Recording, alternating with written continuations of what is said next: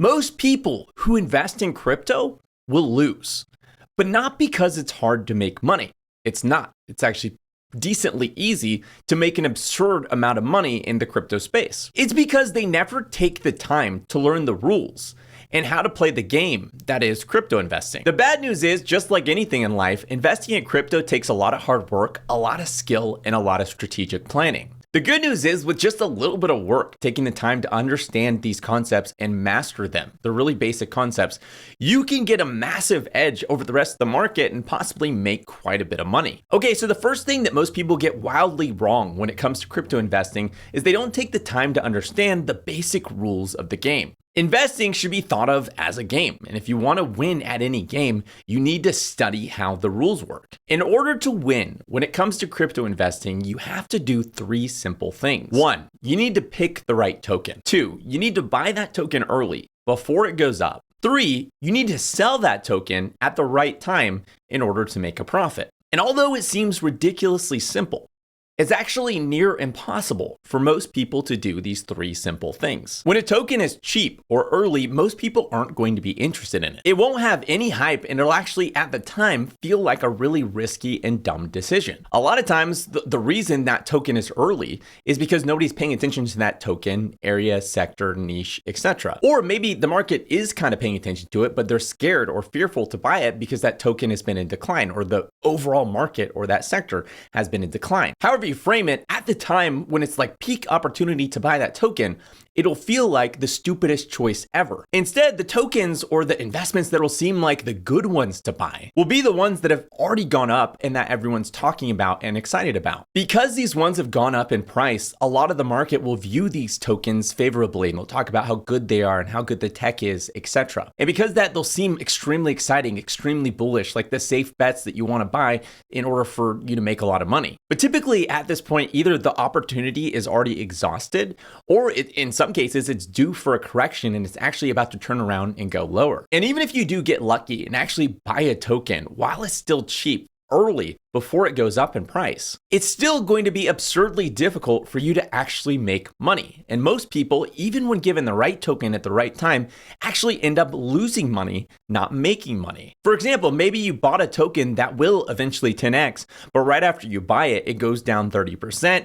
That scares you and you end up selling right before it reverses and goes up 10x. Often the path to like a 10x, 20x, 30x isn't like a straight path from like here to there. Usually it's filled with a lot of corrections, a lot of dips, and a lot of times where it's really difficult to hold that token and you get a lot of fear in your system because of what's happening in the market. Or let's say on the opposite end of the spectrum, you end up holding that dip and it does go all the way up 10x. Everyone is euphoric. Everyone's saying that this token's gonna go way higher. You are so excited out of your mind because you've held through dip after dip after dip. You have diamond hands. You never sell. And you start counting how you'll soon be a multimillionaire if you just hold for a little bit longer. Then that token dips 20% and you say, wow, what an awesome correction. I'm going to buy this dip. This is a huge opportunity. It dips 30% and you say, wow, this is an even better opportunity. It dips even lower, but at this point you can't sell because you know how much money you used to have and how high it used to be. And you feel stupid selling at this price when you could have sold at a much higher price. And that token just keeps going lower and lower till eventually you're sitting at a loss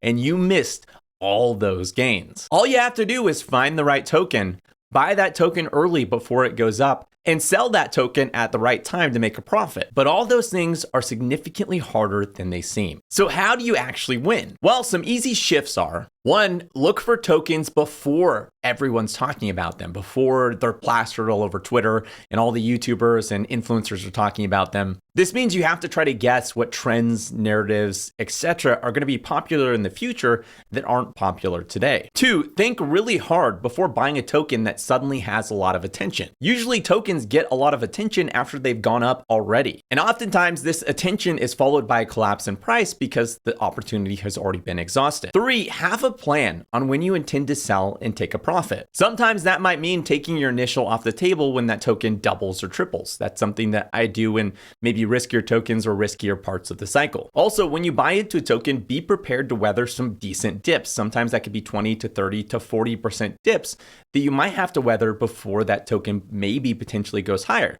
Not every time will it go higher. Sometimes it just won't work out, and you have to be prepared and okay with that. Okay, so those are your rules when it comes to investing in crypto. This brings us to our second point. Most people investing in crypto have zero strategy. This, yet again, is a massive mistake. The way you win investing is by following a very carefully crafted strategy. You create rules for yourself so that you can eventually win. Crypto investing in this way is really similar to something like poker. Imagine showing up to play poker, not knowing which hands are good versus which hands are bad, having no rhyme and reason to the way you are betting and playing, and just hoping that you're gonna win. Even if you got lucky and you ended up winning some hands, you will eventually hand back all those gains to the rest of the players. This is no different in crypto investing. You have to have a strategy. You have to understand what makes a good project versus a bad project, and you have to properly understand how to manage your risk. For example, imagine you have a starting hand in poker of 2 aces. It's literally the best starting hand you could possibly have. Does the fact that you have the best possible starting hand mean that you're going to win that hand of poker? No, that means you have a higher probability of winning, but you could definitely still lose that hand. You don't know what other cards are going to get flipped over during the course of that hand. Maybe it'll go the way that you hope, or maybe the cards that get flipped over are going to favor the rest of the table over you. The thing that crypto and poker have in common is you're having to make choices based on information, incomplete information that you can't possibly know. You can't know what cards are going to be flipped over on the table. So you have to make a guess and a bet based off of the information that you have, which is incomplete. Just like in crypto, you can't know if this project actually will succeed or it's going to fail. You have to make a guess or a bet based off the information you do have on what the most probable outcome will be. Even the best project is like that ace pair starting hand. It could be a genuinely good setup that checks all the boxes, but still just end up not working out. This is where risk management comes in. Let's go back to the poker analogy. And again, imagine I have that really good starting hand of a 2 pair of aces. Just because I have a good starting hand doesn't mean I should just go all in right at the start. Instead, you want to think in probabilities. The odds are high that you're going to win because you have a ridiculously good starting hand. So maybe you bet a little bit more than you would. Maybe you risk a little bit more because you do have a genuinely good starting hand. But as new information becomes available, as more cards are flipped over, you adjust your strategy based on that new information. If the cards flipped over indicate your odds of winning have increased, then maybe you decide to take more risk and allocate more of your chips into the pot, hopefully winning, the entire hand. If the cards flipped over indicate that your odds have diminished, you might choose to just wait it out and see what happens, or maybe even fold depending on how the hand is going. In the same way investing, I might come across a project, I did all the research, I did my due diligence, and I feel like it's an amazing project that I'm like just genuinely so excited about. Even if I think it's the greatest project to have ever existed, I'll never allocate more than 5% of my portfolio into that investment. Even if I think it's a sure thing and it's just an insane opportunity, a once in a lifetime opportunity, I still will never go above 5%. Because by definition, even though I feel that way, I have no ability to actually know conclusively if I'm right or wrong. I've had projects that I've been super bullish on crash 90%. I've had projects that I was skeptical of and only allocated a small amount into that ended up doing like these ridiculous gains that blew my mind. Things won't go the way you expect always, or even really most of the time. A project, just like a starting hand of aces, might be really good, but still fail. And this is just really hard for most people to understand or comprehend. They don't want to accept that. They want things to be black or white. They want it to be a yes or a no. They want to conclusively know this is a good one, this is a bad one. But it doesn't actually work like that. For example, let's imagine Elon Musk offered to give you a prize of $1 million. All you had to do was roll a 6-sided die. And if that die landed on the numbers 1 through 5, you would win $1 million. If it landed on 6, you would win nothing. The cost to roll this die and get this opportunity was $100. Most people, if offered this opportunity and they believed it was genuine, would definitely take this opportunity because it's too good to pass up. The odds of you rolling 1 through 5 are really high. The odds of you rolling that 6 is really low, and it only costs $100, and you could potentially win $1 million. Like that's a no-brainer. Most people would take that opportunity. Now let's imagine you do this. You pay the $100 to Elon Musk, you get the die, you roll the die, and you end up getting a 6. Now you just lost $100. Was it still a good bet? The answer is yes. Yes, that was a great bet. That was a great choice you made, even though it resulted in you losing $100. The odds of you winning was 83%.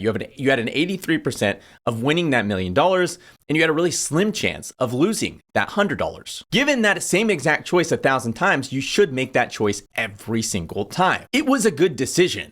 However, just because the odds favor you doesn't mean you'll actually win. Now let's imagine Elon Musk offers you to roll again. He says, hey, if you pay me another $100, you can roll it again and potentially earn that $1 million.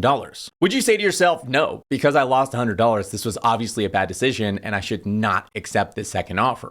Of course not. Given those same odds, you should be willing to spend $100 for as many chances as you can get, despite how many times you lose, because the odds are in your favor and the right choice to make is to spend the $100 to potentially win the $1 million because you have such a high probability of winning. All this to say, the way you win investing is by repeating good decisions over and over again. But if you get into the habit of labeling good decisions as bad decisions because the outcome was bad, you'll never be able to succeed. The opposite of this would be making a bad decision and having a good outcome. For example, if you threw your life savings into a meme coin and ended up, 10xing your money, that doesn't mean that decision was a smart decision. That was a really stupid decision. And if you continue to make that decision over and over and over again, you'll eventually lose all of your money. Now, when it comes to risk, one of the most important tools that you need to understand is called position sizing. Position sizing allows you to spread out your risk. For example, I did a video last year where I talked about 5 different altcoins that I thought could do well. The 5 altcoins were Goldfinch, Enzyme, Dopex, Index, and Akash. Now, at the time that I made those predictions in that video, I had incomplete information, but it's been quite a bit of time since I released that video, and I have more information today. Goldfinch ended up going up 102%. Enzyme went up just 1%. Dopex went down 70%. Index went up 130%, and Akash went up 1,326%. So I had one loser. One didn't do anything. 2 kind of okay ones that mostly traded in line with the rest of the market, and one great one. Had I stuck $1,000 equally into each one back when I made that video, my Goldfinch today would be worth $2,020. My Enzyme would be worth $1,010. The $1,000 I stuck into Dopex would be worth just $300. The $1,000 I stuck into Index would be worth $2,300. And the $1,000 I stuck into Akash would be worth $14,260. Even though the majority of tokens either just did okay or in some cases went down 70%, that $5,000 initial investment today would be worth $19,890. That is the magic of position sizing. You don't have to win all or even most of your plays to win overall. You can spread your risk out and increase your chances of winning. Now, in reality, I don't allocate equal amounts to every single position. I'm actually very particular with the amounts that I allocate to each position, and it's a really important part of my strategy. And I'm going to talk about that in just a second, but really quick. The Obsidian Council is my private research community where I share monthly research, my entire portfolio updated monthly, and a ton more. We've had projects like Pindle, which is up over 1,500%, projects like Solana, which is up over 779%, projects like Akash, which is up over 1,700%, and recently Goon, which went up over 179,000%. We also have the Airdrop guide, which some members made over $26,000 last year from airdrops alone, covering their membership for literally decades. I personally made well over $100,000 between this year and last year farming airdrops, and I share everything I'm personally doing with airdrops with the community via the monthly Airdrop guide. The Obsidian Council is currently closed to new members, but if you want to join, there's a link in the description of this video to join the waitlist. Make sure to sign up. Like I said earlier, when I'm doing my position sizing, in reality, I don't allocate an equal amount to every single position. Goldfinch, for example, I wasn't really sure on. I gave it around a 60% chance of succeeding, and I allocated a very small amount to Goldfinch. Enzyme, I was a little bit more sure, giving around a 70% chance of succeeding, and I allocated a little bit more than I did Goldfinch. Dopex, I thought was a great play, giving it around an 80% chance of succeeding, and I allocated even more than I allocated into Enzyme. Index, I had about the same confidence as I did Dopex back then, and I allocated about the same as I did into Dopex and Index. And finally, Akash to me was like the double A starting hand. I had a lot of confidence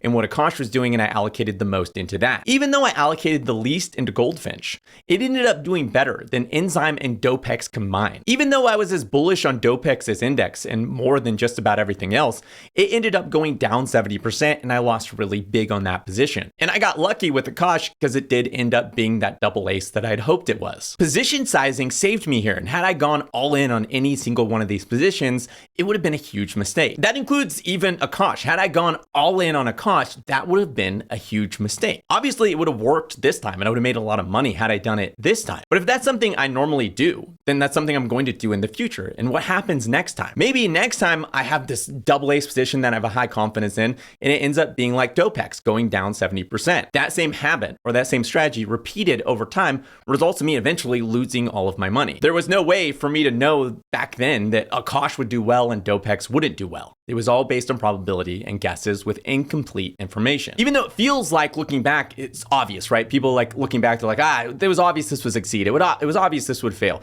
It really isn't obvious. Like hindsight is 2020. It feels obvious to you because you're looking backward, but at the time you made that decision, it was not obvious. You were working with incomplete information and you had to guess based on that information. Okay, so bringing it all together. The rules are you need to pick the right token, buy that token early enough before the price goes up, and sell that token at the right time in order to capture a profit. Doing that is actually much, much harder than it seems, as the market, your own emotions, and the optics of the situation all work against you. So looking for early ignored opportunities, being skeptical of widely hyped tokens, and having a selling plan all help you succeed when it comes to these rules. On top of all this, you want to make sure you're very strategic with your position sizing and your risk management. Accept that you can't know outcomes absolutely and think in probabilities. Set a hard cap for the amount that you're willing to allocate to any one single play and stick to it. Instead of throwing an equal amount into every play you do, consider putting a lesser amount into higher risk opportunities that you have less confidence in, and a larger amount into lower risk opportunities that you have a high confidence in. Don't worry about winning every play. It's very unlikely that you're going to win every single play that you make. Instead, optimize your strategy so that you can win overall. Avoid what's called in poker resulting, where you associate the outcome of a decision